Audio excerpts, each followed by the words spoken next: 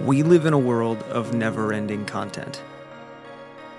But if I'm honest, all of this consumption has left me wanting something more. That's why I created Now Streaming, a one-of-a-kind interview series where I sit down with extraordinary people making waves serving others, all while we have an adventure in kayaks. Beyond the interviews, Now Streaming takes you along for the journey with behind-the-scenes vlog episodes and the flow state videos, giving you an immersive, first-person view that puts you right in the kayak, exploring scenic and wild waterways. And I'm your host, Logan Miller. Today, I'm joined by our very first guest on Now Streaming. Caleb Benoit is a husband, a father, and the founder and CEO of Connect Roasters based in Chicagoland. I hope you enjoy it. This is Now Streaming, Episode 1. My first guest is somebody I've known for how many years, do you think? Oh, we go back. We go way back. We go way back. Yeah. To childhood? Yeah. I mean, that's... So Caleb Benoit, thank you for joining me on this episode. I am super stoked that you're here. Caleb, let's give some people some background on your kayaking experience. Yeah. Is this your first time on a boat? It's not my first time on a boat. I've actually done more canoeing than kayaking. I've canoed this part of the river here before. Last time kayaking was actually up in Ontario, Canada. Yeah, that was 5 or 6 years ago. So. What is that like compared to where we're at today in the Kankakee River? You know, there's some differences. Yeah. There's some differences. Yeah, I bet. Yeah, up where we were at, we were like at a national park. So, yeah, I don't know. Maybe one was a little bit more scenic than the other, but once you're on the water, you're just on the water, right? Right. Yeah, once you're paddling, you're just paddling. Yeah, you're just going. There's nothing like it. There's nothing like it. All the water's wet. All the water's very wet. So Caleb, you are the founder at Connect Roasters Coffee. But before we get anywhere near to present day, I want to back way up because the people have been demanding that we get an in-depth bio. They've been asking for it? They've been asking for it, more than you know. I bet. Like tens and tens of people. I bet, yeah. So when you were a kid, what did you think you were going to be doing at this stage in life? Oh, my dream was professional athlete, specifically professional baseball player. Yeah. Yeah, I was going to make the major leagues. But I mean, I played from a young age, played, YMCA, Little League, all that stuff. But I think for most people, you get to a certain point in your athletic career when you realize it's more likely than not that you're not going to make the major leagues. And so then you start thinking seriously about what you're actually going to do with the rest of your life. And so, yeah, I think that realization came for me when I was like 18, 19 years old. 18, 19, okay. Yeah. See, okay, that's a long-held dream, though. Well, so yeah, probably came to that realization later than, as somebody who's 5'7", 5'8", like I wasn't going to make the NBA. The odds are kind of stacked against me. So where did you go to school?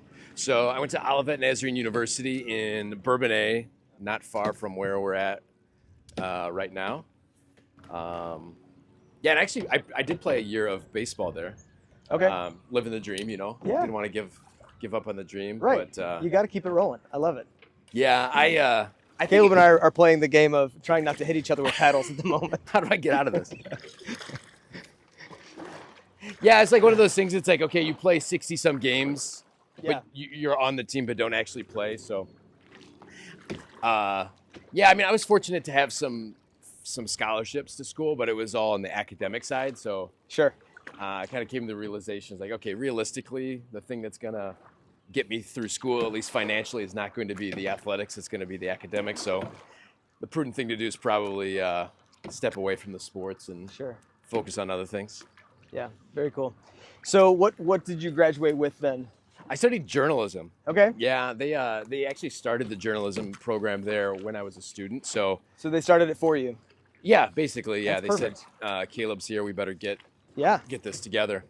That's impressive. So yeah, I mean, That's I what was a good student, liked writing, was good in English, and, thought like, okay, if I'm not going to be an athlete, I still love sports. I always love sports. That was always my thing. So what's one way to be able to stay close to athletes in sports? And one is to cover them from the media side. Yeah, right. That was the thinking. I was on like newspaper staff in high school, and I started working for the local newspaper when I was a student, just part-time. And so, yeah. And that local newspaper was actually my first employer. Is that right? Yeah.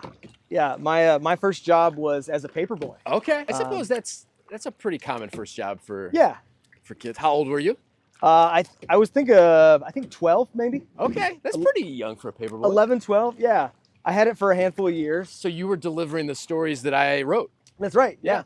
So I was just the vessel for your inked word. Thanks for publishing, or not publishing, but disseminating my information. I'm here to serve.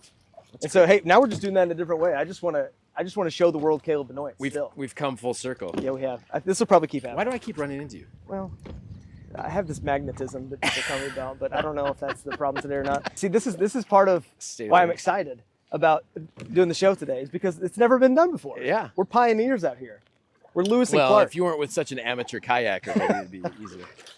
So you're a reporter? Is that correct? Okay. So I started working on the sports desk just part-time. Yeah. I'd work the sports desk at night and like take phone calls, faxes, emails, write up reports and box scores from like local high school events. Go out and cover games, write the occasional feature. So yeah, I did that. Like all through school, I started I think it was my first semester at Olivet, and when it comes to like real world experience, that was more than an internship. That was an actual job where I was given responsibility, and that really set me down kind of the journalism path, and graduated from Olivet with my degree in journalism. How long were you at the Daily Journal? If you include part-time, I left and came back at one point. Okay. It was probably about 10 years altogether. Wow. Okay. Yeah. That was longer than my tenure at the Journal. You were in a paperboy for 10 years? Yeah, just, as you age, that's not the kindest job. No. Right after I graduated, there was a full-time position that opened up in the newsroom in the sports department. So I took that. I had interviewed a couple other places, but I took that pretty close to getting out of school. So awesome. It was pretty much a seamless transition from like part-time to full-time there once I was done with school. Okay, so help me bridge the gap between you're a sports reporter. Yep. And now you own a coffee company. Because right now I'm not seeing a path. Yeah, there's a few steps in between there. Yeah. So I had worked at the newspaper in the newsroom for several years, and I was kind of ready for something different, ready for a change. I had regretted not like going abroad or doing any like traveling or studying abroad while I was in school, which is probably the easiest way to do it. Yeah. So that started me like researching some ways that I could possibly travel, move abroad, and I ended up moving to France to teach English. Okay. Every year, the French government brings over like 2,000 native English speakers to teach English in their schools because they know they're terrible at it. I signed a 1-year contract and moved to Normandy, France, and taught English for a year.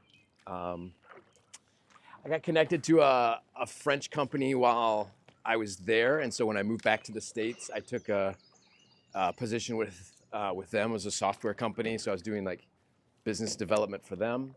So that allowed me to work remotely while I was back in the States. That company had clients up in Canada, French company. They had clients in Quebec, the French-speaking part of Canada, and they were looking to expand into English Canada. So I moved to Toronto and opened up a sales and business development office for them. Awesome. I was up there for 2 years. So I'm getting to the coffee part of this.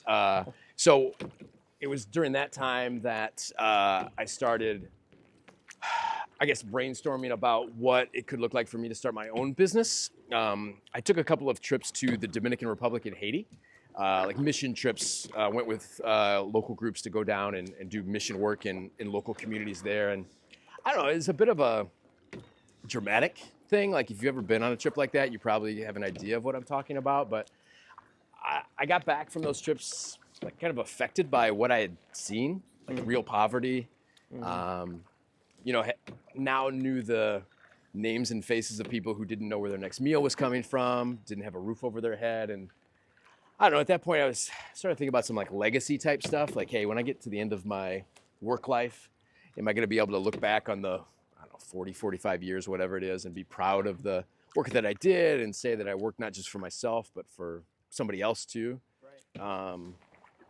And so, yeah, I ruminated on this idea of doing something to help those people that I met, right? People from those communities. So, as you probably know, coffee is grown primarily in the developing world, obviously consumed at scale. Am I going to run into it? Yeah, it is a little dog. Yeah. Thanks. Sorry, guys. Are we caught? Oh, we caught a line. Here we go. That's what's hard about fishing line. It's really difficult to see.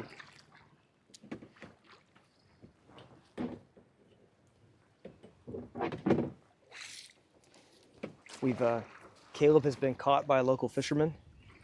We're gonna try to detach him. Sorry about that. Are you free? I'm free. Free? Yeah. Okay, all right. I've run aground, but I'm free. We're only like 10 minutes in, and Caleb has been caught by a local fisherman.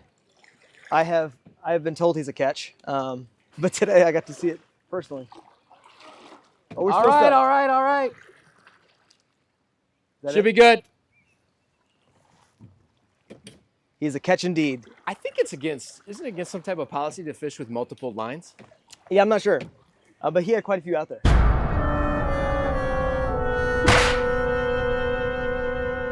Local fisherman, biggest catch of the day, me. Yes. That's funny. Coffee is a product that's grown primarily in the developing world. Yeah, right. Consumed at scale in a market like the U.S., and so there's a business opportunity there. Yeah, big time. And the idea I had, which is not necessarily unique, but is one that like, hey, let's do business in a way that helps or supports people and communities that are producing the product to begin with. Mm-hmm. Probably fair to say there's a lot of inequality in coffee. So, okay. Long story short, launched a coffee business with a foundation of a give back model, where we're taking a portion of our sales and putting that money aside and using it to invest in community development in places that we're sourcing coffee from. So that was kind of the vision from the beginning, and really a major part of our brand now is the give back model. Yeah. We've expanded that to some efforts and some initiatives a little bit closer to home in the States. But that was the foundation of the business, or the spark. It really didn't have much to do with coffee, although I do love coffee. Yeah. It's more about the mission and the give back. I have to probably put out a full disclosure at this point. Yeah. I don't drink coffee. Let's get out. Yeah. Is this it? Let's get out. All right. We can just hop out here. But you used to, right? I used to be a junkie. Okay. And so about 2.5 years ago, I decided it was time for me to scale back. And so I kind of went cold turkey. Yeah. It was something that I was probably doing too much of. Yeah. And it wasn't helpful for my brain chemistry, I don't think. Yeah. So anyway, I pulled way back. That's not to say that coffee and I don't have a future together. Just you're on a break right now. But we're on a break. Yeah. Yeah. I respect that. Yeah, that. it's a classic Ross Rachel situation right now. Yeah. You do what's best for your health. Yeah. And so I have become a tea man. Okay. Yeah. And so we can get into that later. But I think there's some similarities too between tea and the way it's grown and the communities it's grown in. 100%. And coffee as well, which is super interesting. Okay, so when you had this idea for Connect to do a give back model, I think what I was saying was, my experience at that point was some local, and by local I mean Chicago roasteries. Yeah. Intelligentsia. Yeah. Starbucks. Yep. Dunkin'. I was getting pretty nerdy into espresso. Yeah. And doing like hand pulled espresso. Yeah, you had the Flair, Yes. like manual espresso machine. Yeah. And I nerded out real hard on that and really enjoyed it. But apparently you're not supposed to drink like 8 of those a day. I mean, like most things, moderation is probably a good idea. Yeah, I agree. When I look at the coffee landscape, I see the giants. Yeah. Right. Yeah. And then I knew a bunch of guys in college that had gotten some unroasted beans and were like roasting beans in their dorm. Yeah. Like so those were kind of the sides of the spectrum I was familiar with. Sure. Was there anybody doing what you're doing now that you're like, yeah, I kind of want to replicate that? Or was this just like hey, this is my passion. I want to do this, but I don't want to do this in a way that's meaningless. Yeah, I mean, I think from the business model side or the mission side, the give back side, there were some examples, big ones, known ones in the marketplace that were doing similar things. I think one of the most known examples is Tom's Shoes. Okay. Like the buy one, give one model where, their founder was going to places like South America and giving away shoes for everyone that was sold in the States. So I think, he wrote a book and I read that book and that was, I don't know if it's a spark, but at least validation that the idea could work, like that type of model could work. And, I'm a big believer in like people buy not what you do, but why you do it. Yeah. I mean, you mentioned some big companies and there's smaller companies roasting quality coffee like we are. And so from a business perspective, it's like, how are we differentiating ourselves as a company? I think it's a little disingenuous for me to say, oh, well, Connect Roasters is roasting the best coffee in the U.S. or the best coffee in Chicago. And I mean, the truth is there's a lot of roasters doing really quality work. Sometimes we're roasting the same coffees on the same types of machines, honestly. So it's got to be more than that if you're going to grow a business. And so I think the business model, the give back model helps in that. In some ways, coffee is still like a local or regional business, right? Like, part of most coffee business is a local coffee shop. And that in and of itself is a local business, right? Like we have one here in Bourbonnais. And so, yeah, like we sell online, we ship all over the country, but then we also serve a local community through our retail. So I don't know if that answers your question, but it does. Yeah, that's awesome. When you first started Connect, where was the first community that you decided to hone in on? So the first coffee that we sourced, roasted, and sold was from Guatemala, in a growing region west of Antigua. A unique growing region in that it's a lot of the farmland is situated between volcanoes, and the producers there, the farmers there would tell you that the soil there is unique from the volcanic ash. And Guatemalan coffee has a pretty high reputation already. So yeah, just really high quality coffee. I had some connections there. And so I actually visited the farm there before we even roasted and sold our first batch, or our first pound. So that's really where we got our start from a sourcing perspective. One thing I like to remind people when I'm doing classes and things like that, it's like, man, coffee is, the coffee bean itself is the seed of a plant that grows in the ground, right? Like it's a product of agriculture, just like corn and soybeans and wheat. And, sometimes it's easy to forget that when we're consuming it at home, right? Like this is grown in the ground and harvested by hands. And I don't know, there's just a cool connection there, I think. Yeah. At the end of the day, it's just bean water. It is. It literally is bean water. Yeah. We call it a coffee bean, but more correctly, it's a coffee seed. Like it's a seed of a fruit that grows on a tree. See, and I feel like as pivotal as coffee is in our culture, as saturated as coffees we all are, you don't hear that. Like it shocks me how little I actually know about coffee, having consumed so much of it. We're just pretty far removed from the process, right? Like, there's no place in the U.S. where coffee is grown commercially other than Hawaii, and there's been some efforts to do it in California too. But, where we live, we're much more familiar with corn and soybeans because we know corn and soybean farmers, right? Like it's just more ingrained in our culture. Much less so with products like coffee and cacao, which are grown elsewhere, sometimes thousands of miles away. So you started Guatemala. So today, Connect Roasters, how many communities are you guys involved in? What other areas are you sourcing from now?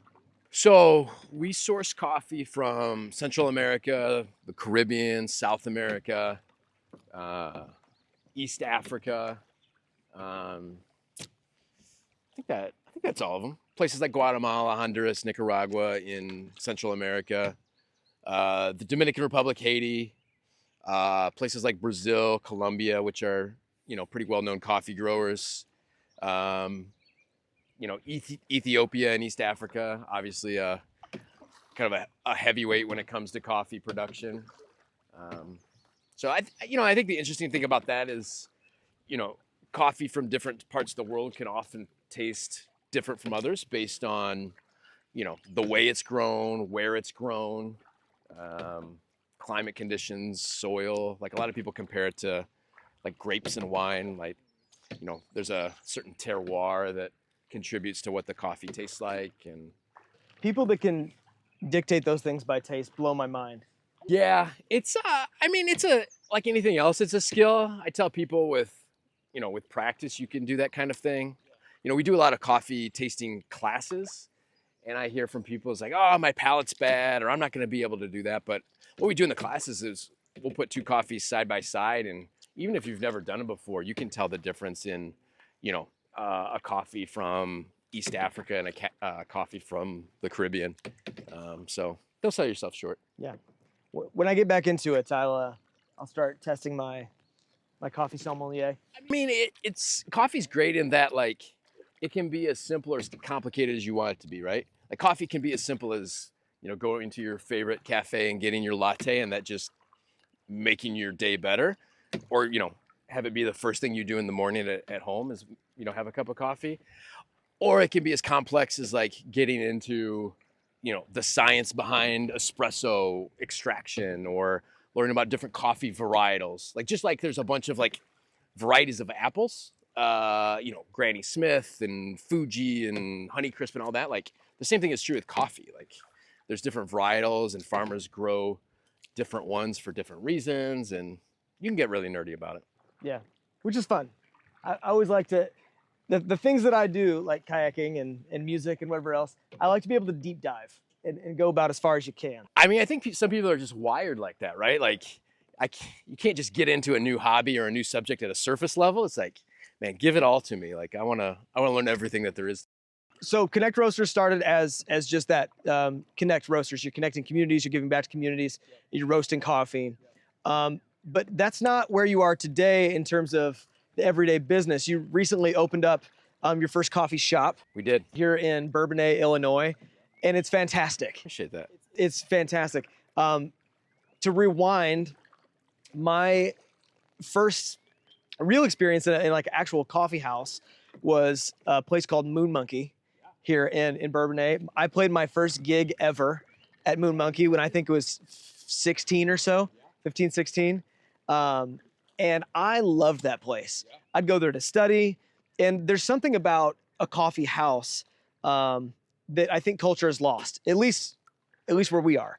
I'm obviously, we have other franchises that have a lot of different options. They've got facilities that we can go and use free Wi-Fi and what have you. But there's something about, to me, a coffee house that is just such a more rich experience. Someplace that it's just easier to spend a lot of time in, and that's what you've created. So tell us how that came to be. Tell us why that came to be, and kind of what your vision for that is moving forward. Yeah, I appreciate you saying that. I mean, I think you're right. Like the coffee shops, the coffee houses that do it right, like people want to stay. The community wants to show up to, and so there's an element of local and uniqueness in that. Our business started with the production, with the roasting and selling our roasted coffee wholesale and direct to consumer through our website. From there, we branched into events like, farmers markets and the like. And when we started doing farmers markets, the question I always got was, oh, this coffee's great. Where's your coffee shop? And I'm like, we don't have one? Yeah, you can come back next Saturday morning. And so, it's something our customers have been asking for. And I think most people who get into coffee probably do so in part because they see themselves like running a local coffee shop. So, I think part of the answer is it was kind of the next step in the progression for us, growing as a business. And, I was born and raised in this area. This area is home for me. Our roasting business is here. So it made a lot of sense to, I think, open up our first cafe here where we had some brand recognition and some existing customers, honestly. And my vision for it is a lot of those things that you just mentioned, right? Like a place where the community sees itself and wants to show up and spend some time. And, I think there's some specific things that coffee shops can do to help facilitate that. But yeah, that's the goal, right? Like you want to be a place where people can get a delicious beverage, coffee or not, where they feel comfortable spending time. And as a tea drinker, I appreciate you incorporating high quality tea into your menu. We sell a ton of tea. Like we get a lot of customers who aren't coffee people or aren't purists, right? And so, we try to have something for everybody, right? Like chai lattes, those are one of our best sellers. I love a good chai latte. There's no coffee in that. And sometimes you've had 4 cups of coffee, you want something different. So Caleb's being a great sport. It has now started to rain on us, but we don't have any coffee to water down, so we're gonna power through.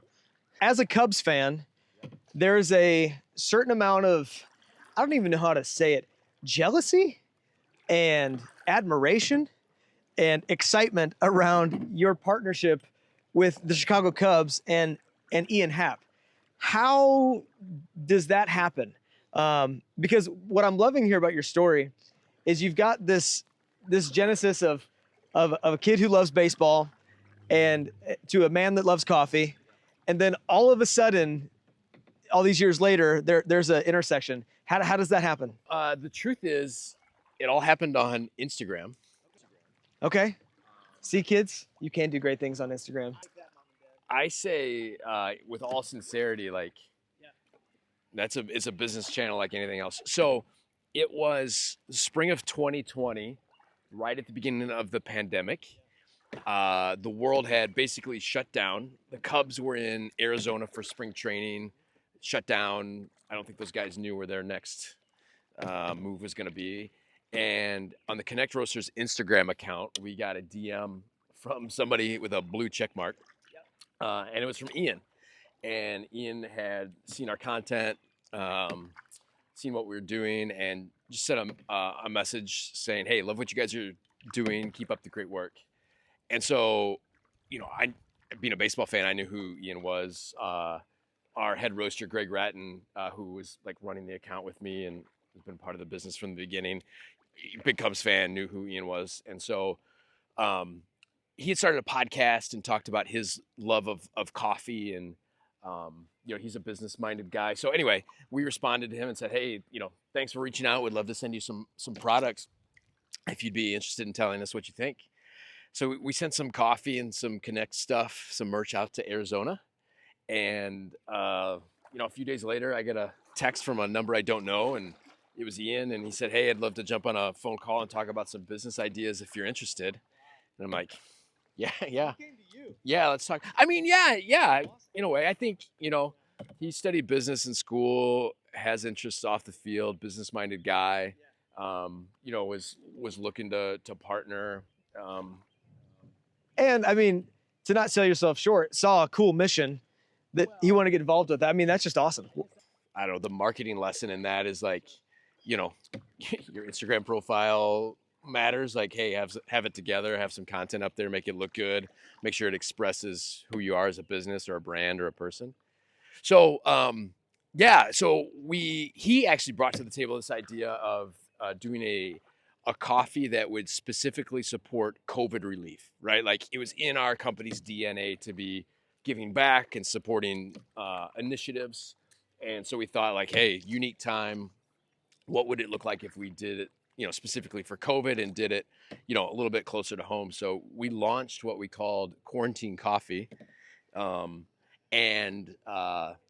Specifically for supporting COVID relief. And so we partnered with some organizations like Greater Chicago Food Depository, which is a big food bank up in Cook County, supplies kitchens and pantries in Chicago. And so, a portion of the sales of that coffee went back to, fund meals that were going through their network. So Ian originally came on as a brand ambassador endorsing the product. And, it went well enough that he and his brother Chris invested in the business. And so they're partners in Connect Roasters. And it's been great. Ian's more involved than, you might think in the business. And he's been able to open up some doors for us that, might not otherwise have been able to open. Like, people who don't return my phone call might return the phone call of a Major League Baseball All-Star Gold Glove winner. So it's been good. The Cubs are now a customer of ours. We've got our coffee in the clubhouse at Wrigley Field, so it's what the players are drinking before games. They've got 400 employees up there on Gallagher Way next to Wrigley Field, so we've got our coffee in the offices, there in the kitchens. So yeah, it's been a great relationship. Ian's been a great partner, and we love working with the Cubs and having some proximity to baseball, which on a personal level I enjoy. Yeah, I can imagine. I mean, there's a journalism lesson in there, right? Like one of the things that you're taught, especially in sports journalism, is like, hey, kind of act like you've been there before. You're not there to be a fan. You're there to do your job.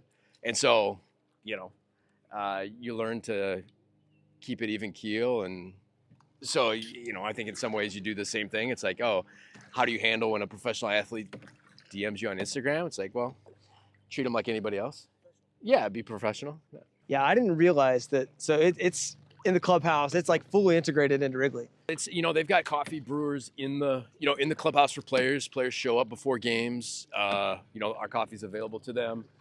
They've got a 6-story office there next to Wrigley with 400 employees, and they've got some very nice coffee machines in the kitchens of those offices. So we've got our product in there. So they've been great partners.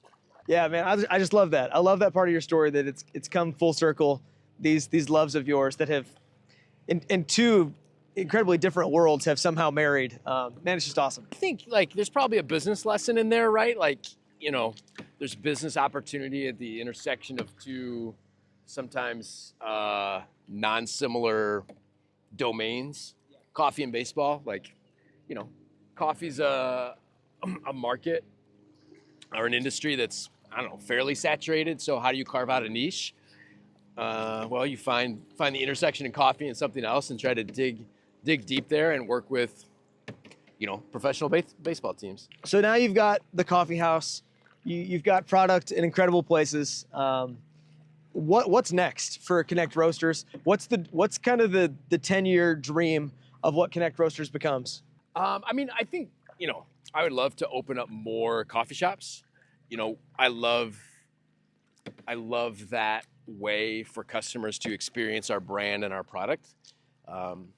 It's hard to beat making somebody a coffee, literally handing it to them and getting their feedback in real time as they experience the product.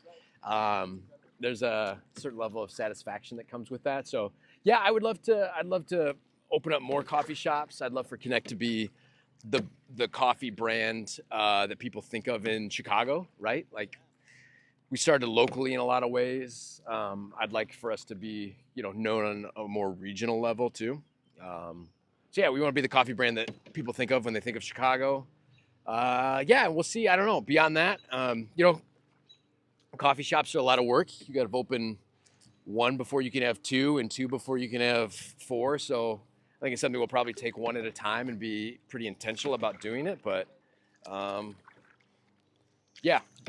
that's where my head's at. Okay, so I feel like the way you consume coffee is important. So when I was drinking a lot of coffee, like we said, I was doing a hand pulled espresso, and really enjoyed the richness of a brew like that. What's your daily go-to?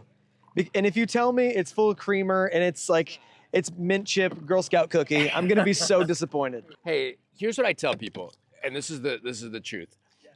The best coffee is however you like it, right? If you wanna drink it black, awesome. That's my preferred way. But if you want to put cream in it, you want to put sugar, you want to put flavor, you do you, man. I'm not here to judge. See, that's too political. I was kind of hoping, I'd get a picture of you chastising customers. Yeah. You're going to put what in that? What I tell people in our classes, I do ask them when we do coffee tastings, I ask them to try it black first with no additives, just to see if they can pick up on the nuance and the characteristic of the coffee. Because some of that stuff gets lost, right? You add half and half for sugar, vanilla. It's okay, well, I can no longer tell that this is a washed Guatemalan coffee from, a region west of Antigua, right? It just, it's a vehicle for my caffeine and my flavor. And so you said black. So is that coming out of a machine? Is that coming out of a French press? So the truth is, at home, so my wife and I have a 16-month-old. We've got another baby on the way. Time is of the essence. And so we try to build in efficiency into the system where we can. So we've got a 5-cup Bonavita, just electric coffee maker, like pretty traditional one at home. Makes good coffee. I love pour overs. So when I'm at work, I'll brew coffee on a Chemex. I love espresso. That's something I always enjoyed as well, the Chemex. And to me, and I can enjoy similar things with tea now, because I think part of it, isn't it true that part of it's the ritual of having something that you love, you can indulge in, and there's an art, there's a process that we get to put our hands on. There's just something great about that to me. There's a couple awesome things about pour over. One is that it is the ritual. So if you've got the time, and I like on a Saturday, I'll do that. But yeah, if you've got the time to really enjoy the process, like that's a satisfying thing. The nice thing about pour over and espresso too is like, if you're really into coffee and you're nerding out, you can control all of the variables, right? Like, so to get nerdy for a second, like, the temperature of the water and the flow rate of the water and the grind size and the type of filter you're using, And even like the TDS of that water too, right? The mineral content. Right, that all affects extraction, which affects like what that final cup tastes like. So, when you're brewing in a machine, it's kind of like you push the button and the machine does its thing for the most part, at least the simple ones. And I think to be fair, the machines have gotten pretty good. I mean, okay, so here's another blasphemous thing I'll say. If you've got a machine that is well programmed, it will make better consistent coffee than a pour over. Like, and nobody wants to hear that, but like it's a machine, literally. Like, how could it not be more consistent or precise? So I'll take brewed coffee, I'll take drip coffee from a finely tuned setup machine before a pour over. That's my hot take. Okay. It wasn't that hot of a take, but I did enjoy it. But yeah, I think the underlying thing the underlying truth there is like, hey, however you want to take your coffee, it's okay with me. So I want to talk about fatherhood and dreams for a second. So like you, I'm a young dad. I've got 2 young kids, under 5, and pairing that world with dreams and hopes of things that we had before, like it's just an interesting dichotomy of how those goalposts shift over time to me. So I'm curious to hear what you would say to a young man, maybe in his late teens, early 20s, that's got dreams of whatever, and they're not happening. So what would you say to a guy or girl that's in that phase where maybe they've had that baseball dream since they were a kid, and they're getting to the point where it's like, hey, it's like now or never, and maybe I'm kind of realizing it's never. What do you say to people like that now that you've kind of had this really unique experience of having a dream, the goalpost shifted, and now you've got this beautiful balance of these things you love? What do you say to young people that are in a similar situation? It's tough, right? Anytime you're at a point where you've worked towards an objective, you've worked hard towards something, and you kind of realize it's not going to come to fruition, like that's a tough spot. I don't know, man. Like it sounds so cliche. I mean, it is a cliche, but like, when one door opens or one door closes, another opens. Like, I think there's some truth to that. And so, like, I think if you've committed yourself to a goal and an objective, and it's not happening, like, I like to think that all that work wasn't for naught. There's probably people who have recognized your hard work and your effort along the way. They've recognized your character and the way that you've done it. And, I think when you put in the time and the effort, opportunities are going to present themselves, even if it's not exactly what you thought it was going to be. So I don't know, like, I don't have a great answer to that, but it's like, again, if you put in the time and the effort, I like to think that it's not going to be all for nothing. And somebody who has the makeup to do that, they're capable of pivoting and going in a different direction too, right? No, it's really good. So part of the reason, man, we've got some really big fish jumping. Did you see that? That fisherman who caught me should come down here and get these. He should. He was at the wrong spot. He might have caught what he was looking for.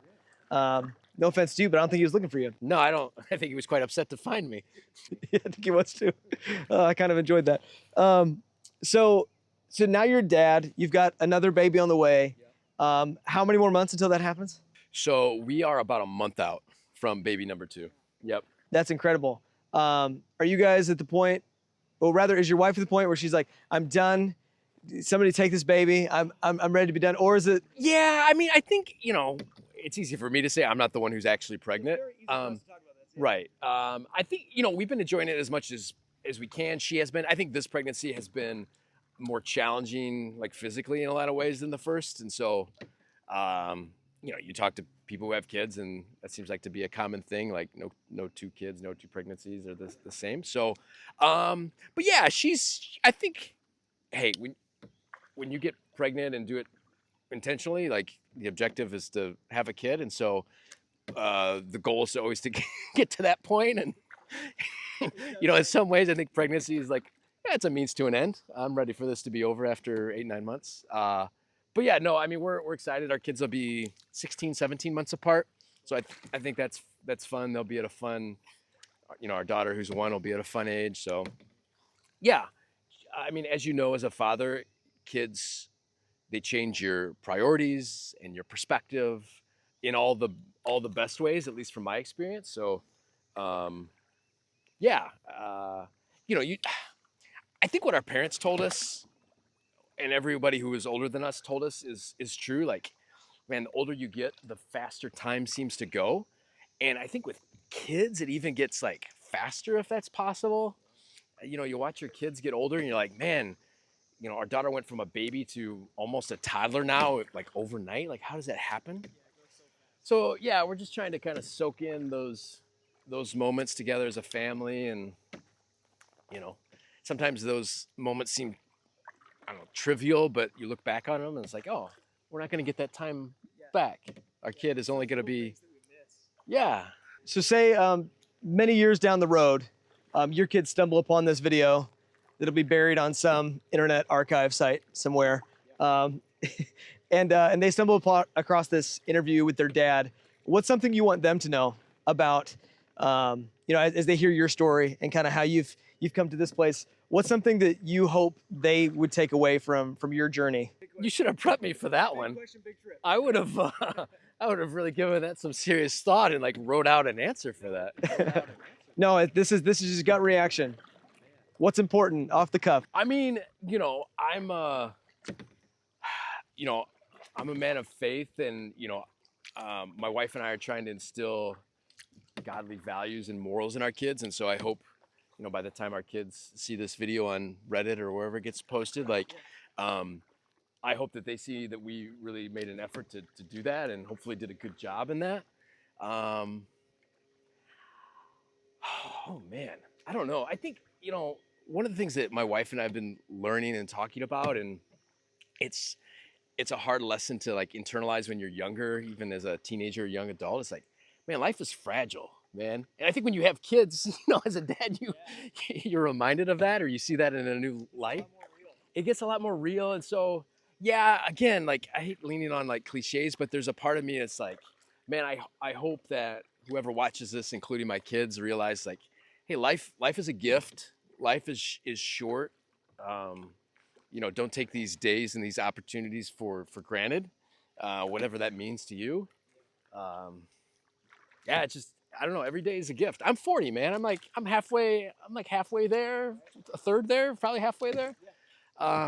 Yeah. So like, we're not here forever.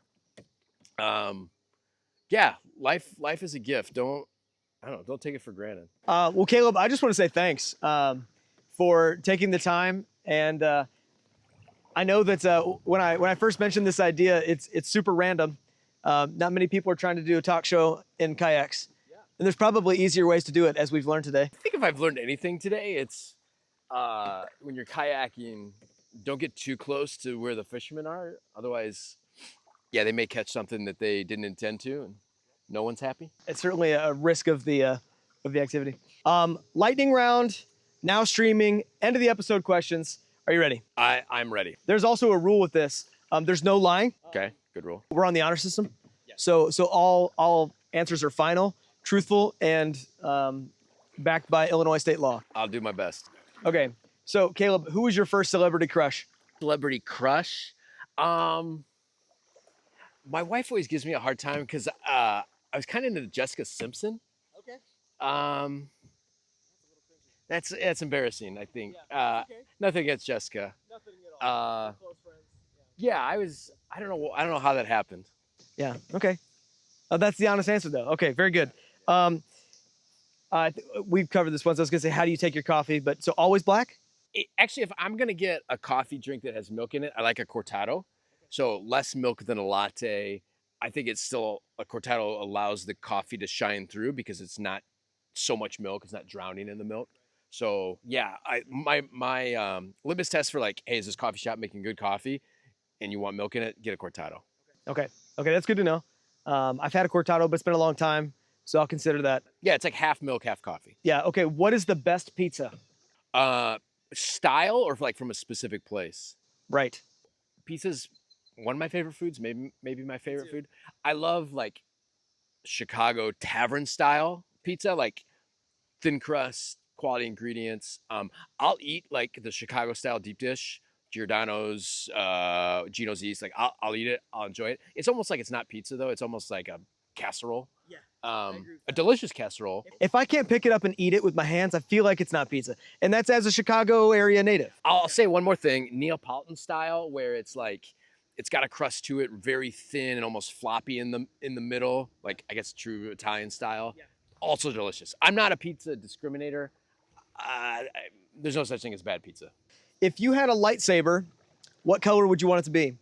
This is an important one. What color? Do I have options? Well, okay, so I'll give you a little criteria, and we're casually avoiding some like mild rapids here. But you could either, okay, so in traditional Star Wars, blue and green are the good guys, okay, and red is the bad guys. Okay.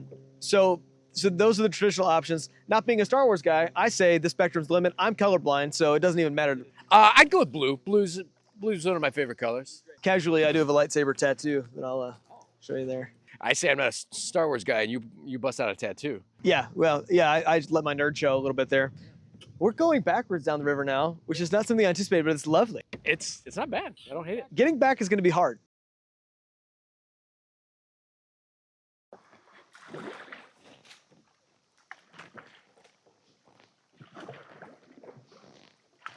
Ugh.